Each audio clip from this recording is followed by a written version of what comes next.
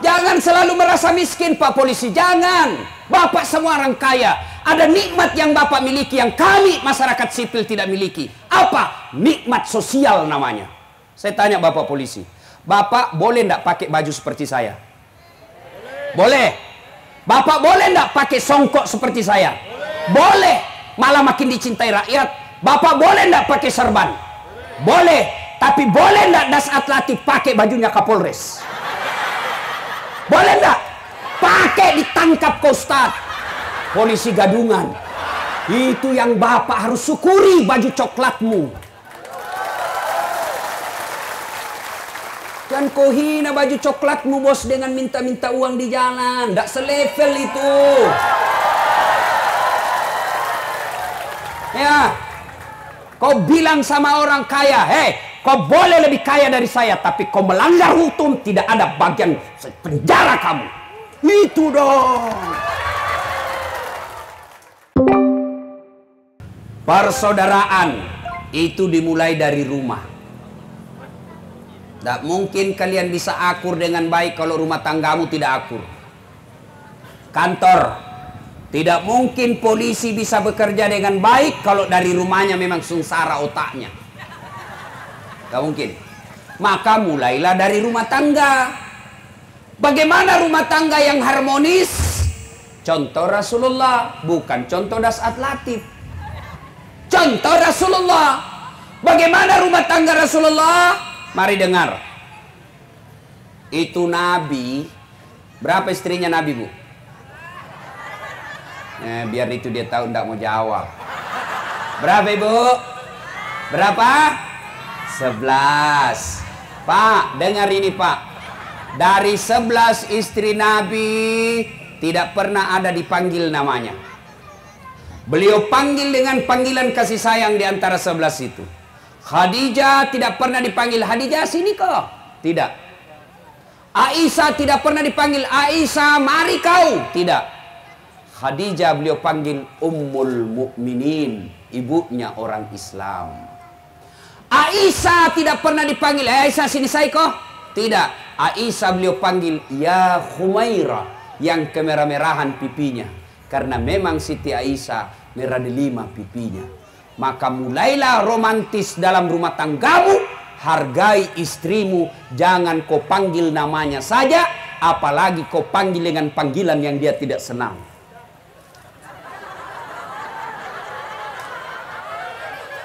Panggillah istrimu.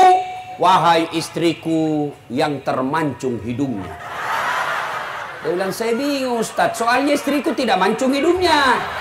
Ya kau lihatlah giginya. Giginya yang mancung Ustaz. Ya kau carilah alisnya kek yang tebal. Apa kek yang manis yang membuat dia senang. Wahai istriku yang tai lalatnya sebetar kelereng.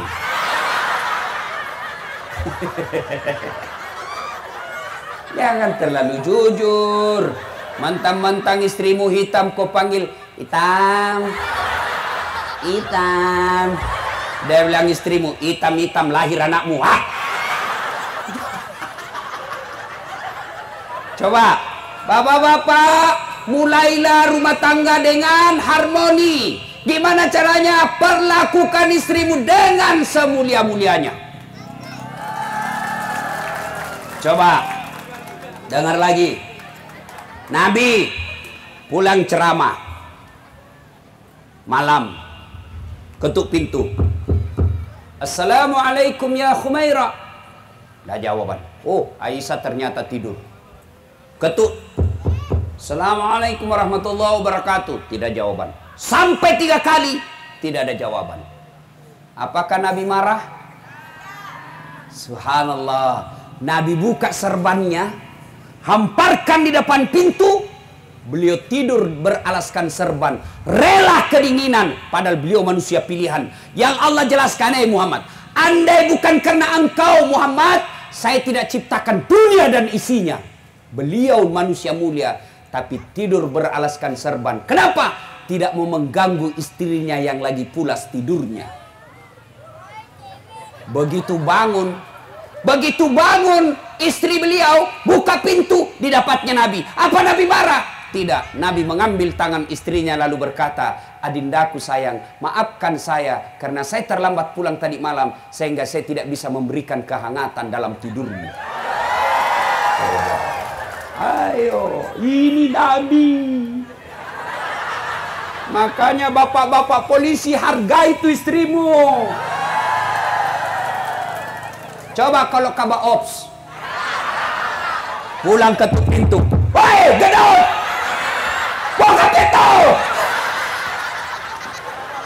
Coba, itulah Rasulullah.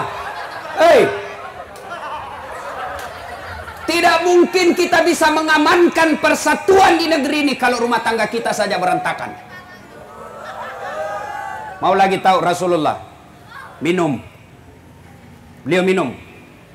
Kalau minum, kasih lagi istrinya. Satu teguk, kasih istrinya. Hebatnya lagi, bekas bibirnya istrinya yang diminum.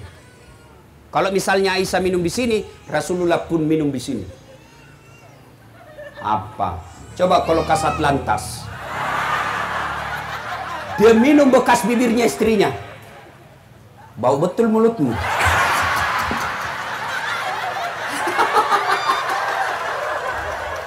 Apa? Ayo, itulah Rasulullah. Makanya jangan kau sengsarakan istrimu.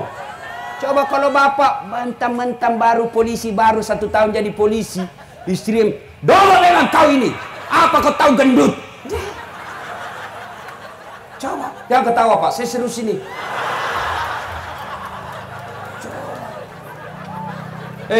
Bapak-bapak polisi, dengar ini. Dengar. Ketika bapak menikah, apa yang bapak sampaikan?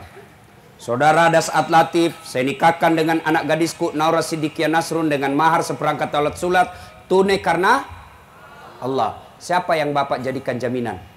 Bukan Kapolres, bukan Kapolda. Siapa yang dijaminkan? Allah. Kapolres saja kalau dibilang kau pergi koperasi pakai namaku, tapi jangan kau salah gunakan. Kau belanjalah pakai 1 juta. Ternyata bapak sampai di koperasi, bapak bilang, komandan bilang 2 juta. Marah kan Pak Kapolres, kau salah gunakan amanahnya, dimutasi kau bos. Ini Allah yang kau salah gunakan namanya. Istrimu dihalalkan, Allah halalkan, kau temani tidur, kau terima anak gadisnya orang ready, ada matanya, ada giginya, ada kakinya. Build up. Coba. Lalu sampai di Sintang. Dia tinggalkan keluarganya di Jawa. Dia tinggalkan keluarganya di Sumatera. Dia tinggalkan keluarganya di Sulawesi. Datang ke tengah kampung Sintang. Karena taat sama perintah suaminya. Sampai di sini kau sengsarakan anak gadisnya orang. Pantas 30 tahun kau jadi polisi tidak bisa kau bahagia. Kenapa? Kau hianati istrimu. Hanya dan kalau istrimu minta duit salah tidak ada. Sekalinya gadis simpangannya tenang deh, gampang. Jadi mulailah dari rumah tangga. Ya? Bisa Bapak polisi? Jangan selalu merasa miskin Pak polisi, jangan. Bapak semua orang kaya. Ada nikmat yang Bapak miliki yang kami masyarakat sipil tidak miliki. Apa? Nikmat sosial namanya. Saya tanya Bapak polisi, Bapak boleh enggak pakai baju seperti saya? Boleh. Bapak boleh enggak pakai songkok seperti saya? Boleh. Malah makin dicintai rakyat. Bapak boleh enggak pakai serban? Boleh. Tapi boleh enggak Das'at Latif pakai bajunya Kapolres? Boleh enggak? Pakai ditangkap ke Ustaz. Polisi gadungan. Itu yang Bapak harus syukuri baju coklatmu. Dan kau hina baju coklatmu bos dengan minta-minta uang di jalan. Tidak selevel itu. Ya. Kau bilang sama orang kaya, kau boleh lebih kaya dari saya, tapi kau melanggar hukum, tidak ada bagian penjara kamu. Itu dong. Benar Pak. Bapak kalau jadi penyidik, coba lihat. Bapak meskipun tamatan SMA, tapi penyidik biar profesor di depanmu, nggak bisa jalan akalnya. Nggak ada orang hebat di depan penyidik. Tapi kalau Bapak punya integritas, Jangan marah Pak. Jangan marah. Saya suruh kau undang Kak. Nah ya. Ibu mau punya suami seperti Rasulullah seperti tadi? Betul mau? Pertanyaan buat ibu, sudahkah ibu seperti istrinya Nabi? Tenang kok Pak, saya bela kok sekarang. Bagaimana suamimu tidak menghalalkan segala cara kalau kau tidak syukuri gajinya? Hah? Kau kira enak jadi polisi? Kau kira enak jadi polisi? Di jalan minum asap, dihina masyarakat, dimaki-maki masyarakat, sampai di kantor dimarah lagi sama komandannya. Tidak pernah benar. Siap salah komandan, siap salah komandan. Ditendang pantatnya, siap salah komandan. Sampai di rumah kau marah-marahi lagi. Dongok, kenapa kau tidak lawan? Apa mau dilawan? Nah dia Kapolres.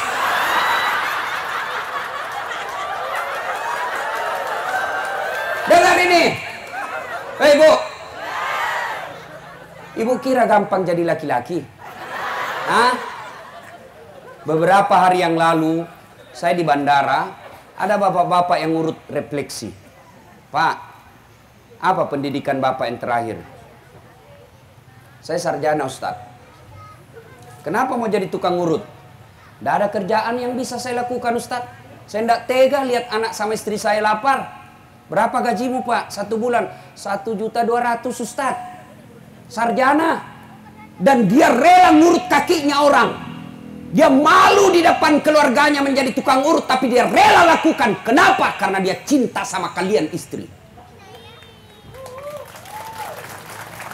Maka jangan kau hina suamimu.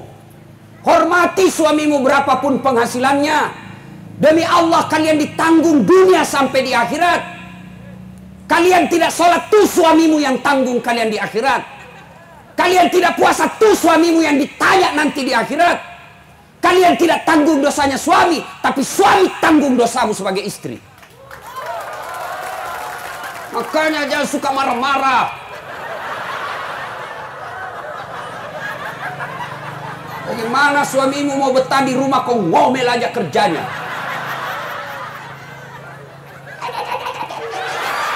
Baik kalau kau cantik, bau keteknya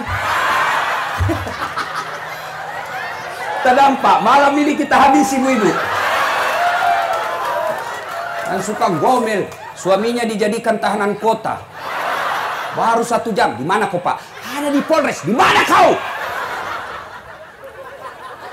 Ada dengar semua orang. Bikin malu-malu kau. Video call dulu. Lihat kau ini. Ini semua ini kelakuannya ini. Bu. Bu. Mau suamimu jadi polisi yang baik? Berawallah dari kalian. Kasih semangat. Dia pulang kantor, ada laporan dia dimarah-marahi, kau support dia. Sabar bang, memang begitulah jadi pegawai. Bapak syukur bisa polisi. Berapa banyak orang jadi pengangguran. Coba lihat temanmu yang SMA. Berapa banyak jadi pengangguran. Kalian alhamdulillah. Tenang bang. Begitu dia duduk, kau peluklah dia sambil menyanyi. Bila kamu di sisiku. Tenang perasaan suamimu. Dia capek, marah-marah. Kau peluk lagi. Insaflah. Ya. Hargai itu suami. Ya. Ibu tahu ndak enaknya jadi perempuan Islam? Ibu kalau ndak sholat, ndak puasa, suami dulu tuh yang ditanya di akhirat. Ditanya dulu. Itu lambat loading itu. Salatullah Salamullah ala toha Salatullah Salamullah ala yasin Hadijah. Pulang Nabi terima wahyu, usia 40 tahun. Nerima wahyu, Iqra. Nabi menjawab, saya tidak bisa membaca. Iqra, tidak bisa membaca saya Jibril. Dipeluk sampai sesak napas. Pulang, menggigil Nabi, menggigil. Sampai di rumah, 3 hari 3 malam tidak pulang. Lalu Nabi berkata, istriku, saya kedinginan, selimuti saya. Kalau ibu-ibu Bayangkari, 3 hari suamimu tidak ada kabar. Kau telepon tidak dijawab, malah dimatikan HP-nya. Pulang tiba-tiba, ibu, selimuti saya, bu, dingin. Kau selimuti? Tidak, kau interogasi. Dari mana kau? Dari mana kau? Mana itu HP-mu? Ini semua kelakuannya ini. Maka kalau mau menjadi istri yang baik, hilangkan sakwa sangka. Bagus itu kalau hidupmu tidak pernah sangka buruk sama suamimu. Tenang perasaanmu.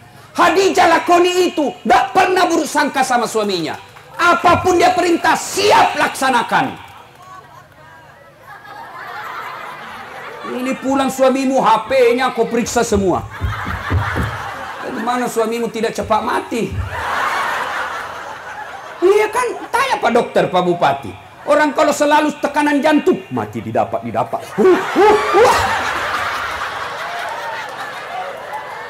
Maka sudahlah, tidak usah kau periksa HP-nya suamimu, tenang hidupmu.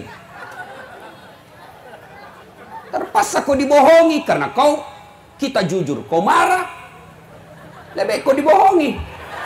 Besok-besok kau tahu kau dibohongi, ya itulah takdir burukmu.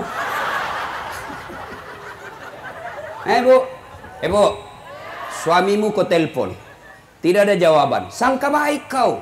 Oh, suamiku lagi sholat duha. Tenang perasaanmu. Telepon lagi tidak jawaban. Oh, suamiku berarti lagi rapat sama komandan. Sore ditelepon tidak ada jawaban. Oh, barangkali suamiku lagi tadarus.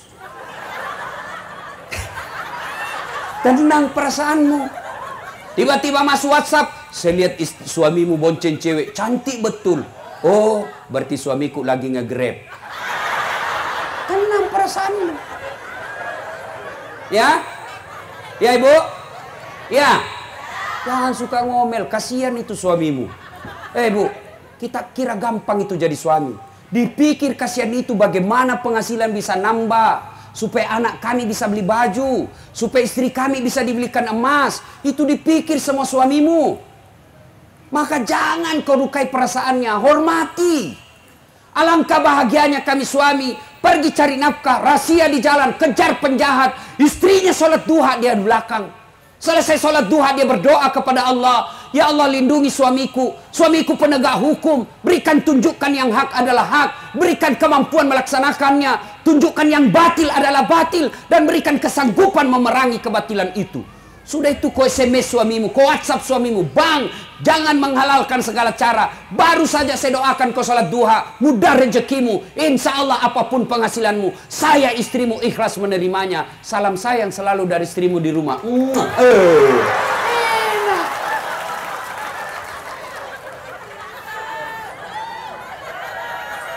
Jangan ketawa, serius orang ini. Ya. Enak kan kalau kita pulang disambut masakan kesenangan suami. Maka kalau sifatmu baik, biar suamimu goda siapapun tidak tergoda. Kenapa? Punya bidadari di rumahnya. Kau suamimu pulang tidak pernah cantik. Nonton depan televisi angkat kaki, makan kacang. Remote dia kuasai, angkat ketek menguap. Tidur ngorok. Bagaimana kita tidak cepat mati? Hancur kok ibu. Nah ya, suami muliakan istrimu. Istri muliakan suamimu. Nah, faktor ketiga, didik anakmu dengan sebaik-baiknya. Ya, didik anakmu. Bagaimana caranya Ustaz? Pak, jangan bawa uang haram ke rumah. Kalau anak selalu makan uang haram, kata Nabi, maka jangan heran anakmu nanti besar selalu berpikir yang haram-haram. Begitu kau pensiun, siapa nak kasih kau urus, nak kasih masuk kau panti jompo. Begitu tinggi pangkatnya, tinggi jabatannya, kalian sudah pensiun, anakmu lebih takut sama istrinya daripada sama orang tuanya. Itu kalau uang haram kau kasih makan anakmu. Begitu kau pensiun, datang kau ke rumahnya, suamimu mulai cemas. Antara suami, antara ibu atau istri. Datang duduk, istrimu sudah bilang, dia tanya bapak suamimu, bapakmu, kapan datang pak? Baru nak, kapan pulang?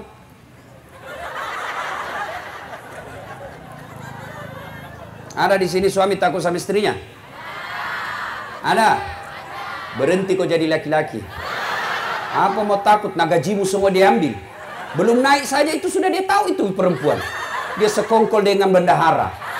Kerjasama tukang cicil-cicil. Habis kita laki-laki. Jadi Ustadz tidak takut sama istri. Ngapain saya mau takut? Cuma istriku lebih berani dari saya.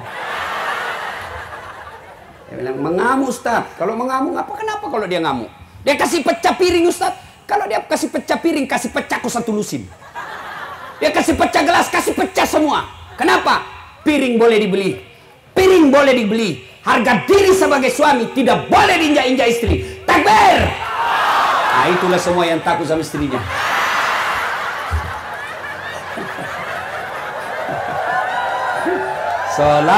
Salatullah. 2. Bagaimana dengan semangat kepada tetangga, saudara? Mau tahu perlakuan Nabi kepada tetangga? Nabi jelaskan, bukan bagian dari umatku kalau dia masak masakan, lalu tetangganya mencium bau masakannya, lalu dia tidak berikan tetangganya masakan itu. Coba. Nabi ajarkan, kalau kau memelihara tanaman, bapak nanam pohon, lalu pohon mangga itu nyebrang ke tetanggamu, dia nyebrang ke pagar tetanggamu, maka yang nyebrang halal dia makan tetanggamu, dan kau bukan yang punya yang nyebrang. Jadi bapak tanam mangga, mangga tersebut nyebrang ke pagar tetangga, maka yang nyebrang haknya dan halal buat tetanggamu, bukan lagi kau yang punya. Langsung ada mahasiswa aku tanya, Ustadz bagaimana kalau istrinya tetangga menyeberang? Itu lain urusan, cilaka. Kau kena pidana itu. Ayo, itulah Rasulullah. Bapak mau, kalau mau ukhuwah persaudaraan kokoh di Sintang ini, syarat mutlak yang harus kita miliki pertama, pemaaf. Tidak bisa persaudaraan tumbuh tanpa pemaaf. Tapi coba Pak Polisi diludahi. Bisa kau diam? Kau aja mau? Kau berani di polisi nih? Kenapa nih kalau kau polisi? Ayo kasih teladan. Apa motonya di tengah semua polisi? Apa? Coba Bapak hafal. Nah, apa itu yang selalu tertulis di depan kantor polisi? Siap melayani, mengayomi. Apa lagi? Ah itu. Kan saya bukan polisi. Mengayomi, melindungi, melayani. Coba Pak. Kalau Bapak amalkan ini, Bapak bukan cuma dapat gaji tiap bulan, tapi Bapak akan menjadi penghuni surga. Nah, itulah Rasulullah. Coba kalau Pak Bupati, jangan percaya Pak Dokter, tukang tipu. Jangan percaya tukang tipu. Panggil komandan Satpol PP, polisi setengah.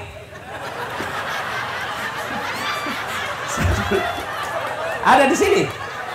Mohon maaf, mohon maaf. Satpol PP tangkap itu. Rasulullah tidak. Makanya saya heran kalau ada orang Islam kerjanya menghasut. Saya heran kalau ada yang mengaku Islam tapi provokator. Saya heran kalau ada orang Islam tidak mampu menciptakan kedamaian. Tidakkah Muhammad sallallahu alaihi wasallam diutus rahmatan lil alamin, rahmat bagi seluruh alam. Maka Bapak Ibu saudara-saudara sekalian, kalau cinta kepada Rasul, maka jadilah kalian penyebar kepada perdamaian. Dan demi Allah, kalau kita ribut, Sintang ini ribut, bukan Dasat Latif yang sengsara, tapi siapa? Masyarakat Sintang sendiri. Nabi kalau berbicara soal persatuan, Nabi jelaskan umatku itu seperti badan ini. Coba lihat badan kita, Pak. Tangan kanan gatal tanpa disuruh kiri yang garuk. Tangan kiri yang gatal tanpa diundang kanan yang garuk. Gatal dua-duanya kerjasama. Akur kita. Coba lihat ini tangan. Beda tapi akur. Akur meskipun beda. Ini tangan. Kaki. Anak muda jalan malam minggu. Tahan tuh kakinya. Bang! Begitu kaki tahan tuh, seluruh badan ikut merasakan sakit.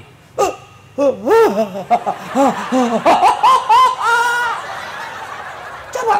Kakinya tahan tuh, mulut bertahan. Coba.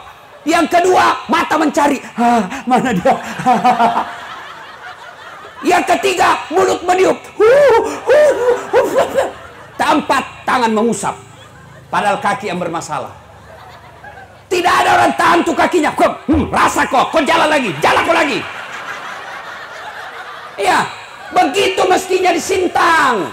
Ada jadi bupati, ada jadi tentara, ada polisi, ada petani, ada politisi. Berbeda kalian punya kerja dan posisi. Satu tujuan, mengangkat citra dan kesejahteraan rakyat Sintang.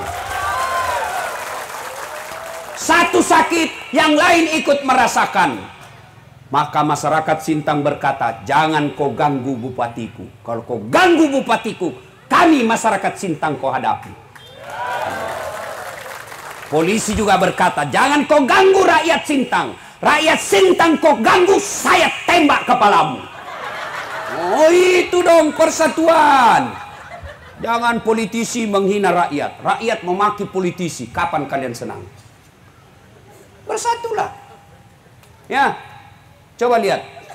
Hebatnya itu yang namanya persaudaraan. Banyak teman, murah rezeki. Saya selalu bilang begini, saya tidak banyak temanku, tapi temanku banyak. Temanku yang banyak uangnya. Saya tidak banyak uang, tapi banyak teman. Temanku banyak uangnya. Itu di Makassar, tidak pernah laku duit saya. Begitu saya ke pasar, baru turun dari mobil. Assalamualaikum Ustaz. Dalam hatiku, aman terkendali. Saya mau bayar, dia bilang, tidak usah Ustaz. Berapa Ji? Tidak usah Ustaz. Dalam hatiku, memang itu kutunggu.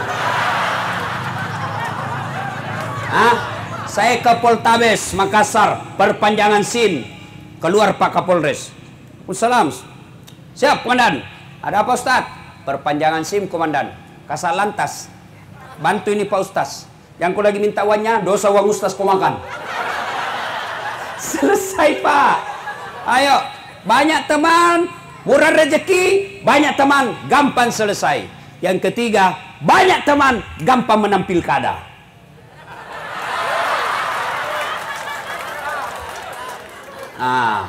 Pertanyaan, bagaimana menyambungkan persaudaraan? Satu, acara seperti ini. Menyambungkan persaudaraan. Coba kita lihat. Saya bilang sama Kapolres tadi, luar biasa Pak Kapolres ini. Hadir ketua-ketua adat dari Dayak. Hadir anggota DPR meskipun non-muslim. Ini hebat Pak. Kan enak kalau kita begini. Nyaman toh. Daripada kita membahas yang tidak ada Sudah, daripada kau bahas yang tidak mungkin bersatu. Sudah, lebih baik kau bahas yang membuat kita bersatu. Kan enak kalau begini. Masya Allah. Ada Bugisnya, ada Jawanya, ada Dayaknya. Bagaimana menyambungkan persaudaraan? Acara seperti ini. Yang kedua, belajar dari sholat berjamaah. Orang Islam kalau sholat jamaahnya baik, itu persatuannya kompak. Coba lihat sholat jamaah. Yang datang dari kanan, masuk masjid, hadap kau ke kiblat. Yang datang dari kiri, masuk masjid, hadap ke kiblat. Yang datang dari belakang masjid, masuk masjid, hadap ke kiblat. Tidak boleh masing-masing mau menghadap dari asalnya. Yang datang dari kanan menghadap ke kanan. Yang datang dari kiri menghadap ke kiri. Begitu kau ruku, bagus tentu pantamu. Iya toh? Coba, mau lagi lihat belajar di berjamaah. Coba lihat kalau kita berjamaah. Yang masuk masjid segala macam suku. Tapi begitu takbir, satu bahasa, bahasa sholat. Tidak boleh pakai bahasa masing-masing. Kacau sholatmu di masjid kalau kau pakai bahasa masing-masing. Yang jadi imam habaib dari Arab, takbir pakai bahasa Arab. Allahu Akbar. Makmum datang orang Bugis, pakai bahasa Bugis. Pungalau ta'ala malopo. Nyusul datang orang Banjar, dia takbir pakai bahasa Banjar. Allah ganal bujur. Datang juga orang Kutai, nggak mau dia kalah. Allah pore benih. Oh, datang penjual nasi Padang, dia takbir pakai bahasa Padang. Allah nan gadang. Oh, ada mualaf masuk orang Toraja, dia takbir pakai bahasa Toraja. Punggala ta'ala tonggo gajah. Woi, ternyata terakhir polisi dari Jakarta, anak Betawi, dia takbir pakai bahasa gaul dari Jakarta. Allah, gede banget gitu loh. Kacau toh? Maka belajarlah kalian. Belajar kalian dari sholat jamaah. Maka kalau Sintang mau kokoh persaudaraannya, yuk Bupati, hidupkan sholat jamaah. Ya, cuma yang mabot malas orang datang berjamaah itu salah satu sebabnya, satu, manajemen masjid tidak bagus. Pengumuman saldo kas 70 juta, air kencing kita mau kencing tidak ada airnya. Saldo kas 70 juta, karpetnya 7 Muharram tidak pernah diganti. Kita sujud tai cicak didapat. Itu ada juga itu pengurus masjid begitu. Ya. Yang kedua, bagaimana orang mau ke masjid, tukang asannya menjengkelkan. Sudah tua.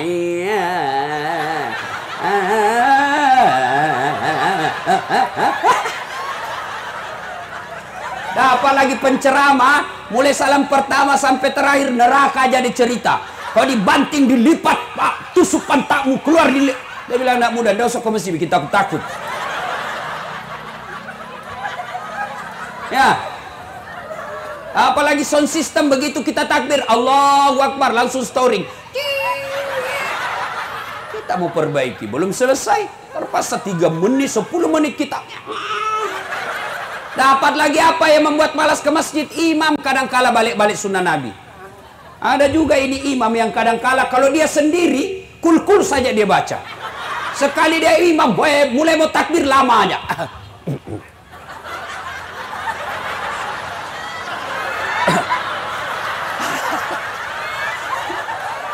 Terbalik bos. Nabi bilang kalau kau jadi imam ringkaskan bacaanmu, jangan kau panjang-panjang. Itu sunnah. Kenapa diringkaskan? Satu, yang ikut itu tidak semua sama tingkat ketahanan fisiknya. Barangkali ada ibu-ibu yang asam urat tidak bisa lama berdiri. Barangkali ada juga anak muda yang mau sekali kentut. Barangkali ada polisi yang sepatu baru, dia lupa hilang sepatuku.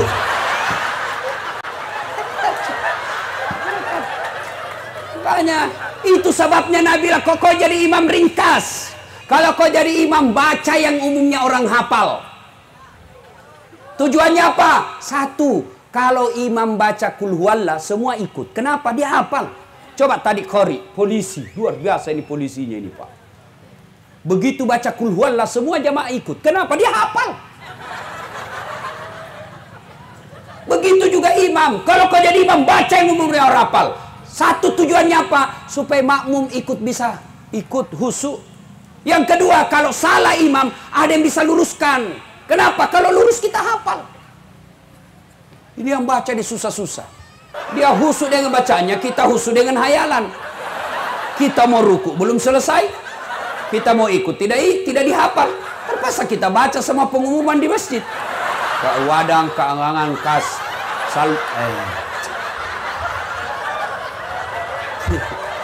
Sudah dibaca satu papan Pak, belum selesai, dibaca lagi apa? Kalender. Bayangkari Kabupaten Sintang, pengurus ketua, dibaca semua. Belum selesai juga imam, terpaksa apa? Dibaca lagi bajunya orang. Caleg DPR RI nomor urut 7, Partai Golkar. Semua dibaca Pak. Siapa salah? Siapa salah? Imam. Waktu saya masih sekolah di kampung, imam sujud lama betul, lama. Kenapa ini lama sekali? Gak biasanya. Tiba-tiba ada kawan saya diangkat kepalanya, langsung wih, hilang imam. Ternyata imam keluar dari pintu depan. Selesai sholat ditanya, Pak Imam, kenapa aku tinggalkan saf? Dia bilang, saya kentut nak. Pak Imam, lain kali kalau kau kentut, angkat dulu kepalanya orang, supaya dilihat kau keluar. Apa dia bilang? Saya sengaja nak, malu kau lihat. Coba. Siapa yang salah? Siapa salah? Imam. Makanya hati-hati milih imam. 2020 Kabupaten Sintang milih imam. Hati-hati. Hati-hati milih imam. Jangan kau pilih imam karena satu partai. Jangan kau pilih imam karena kau dikasih uang 300.000. Jangan. Perlu ini ibu-ibu sadar. Kau pilih anggota DPR hanya karena dikasih 500.000. Besok dia tidak datangi lagi. Tidak salah. Kenapa? Dia berkata, ngapain saya datangi kamu? Saya sudah kasih kau 500.000. Milih anggota dewan, milih bupati, itu bukan sekedar nyoblos, bukan sekedar kau dapat uang 300-500 ribu, tapi hukum ini harus dijalankan. Perda itu kita bernegara ini karena ada aturan. Kalau aturannya salah, maka kalian sengsara dalam hidupmu. Dan siapa yang bikin aturan? Itulah anggota DPR. Nah, biasanya kontraktor ini banyak di dekat-dekat bupati. Nah, maka Pak Bupati mawas dirilah. Biasa bupati baik, tapi kontraktor yang datang menghasut. Dan biasanya kontraktor ini mengambil alih tim sukses. Bukan dengan niat memilih pemimpin yang baik, tapi mendapat proyek setelah terpilih. Tapi insya Allah bupati kita tidak akan begitu. Nah, beliau dokter, luar biasa. Dokternya bukan dokter kaleng-kaleng. Dari UI Pak. Saya dulu tamat SMA mau sekali jadi dokter. 3 kali saya ikut UMPTN. Begitu maunya saya jadi dokter Pak Bupati, saya pinjam bajunya kemanakanku yang fakultas kedokteran. Lalu saya foto di depannya gedung kedokteran tertulis Fakultas Kedokteran UNAS. Pegang baju, pakai baju dokter. Hoax. Berita bohong. Begitu maunya saya jadi dokter. Saya malah lulus di Sospol. Ternyata saya tahu kenapa saya tidak lulus di dokter. Saya pulang kuliah terjadi tabrakan jalan perintis kemerdekaan. Berceceran darah di jalan. Saya turun tolongin orang tabrakan. Dia yang tabrakan, saya yang pingsan. Ternyata saya tidak bisa lihat darah. Sampai sekarang kalau lihat video-video yang baku tikam kayak pening saya mau muntah. Seolah-olah Allah ingin berkata, bagaimana kamu jadi dokter? Kau tidak bisa lihat darah.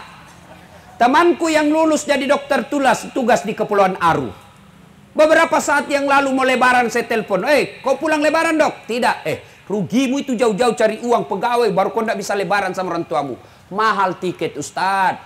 Bisa 60 juta kalau saya pulang Ustadz. Di mana kami dapat uang begitu? Dalam hatiku untung saya jadi Ustadz. Nggak pernah saya bingung beli tiket. Kenapa? Kapolres yang beli.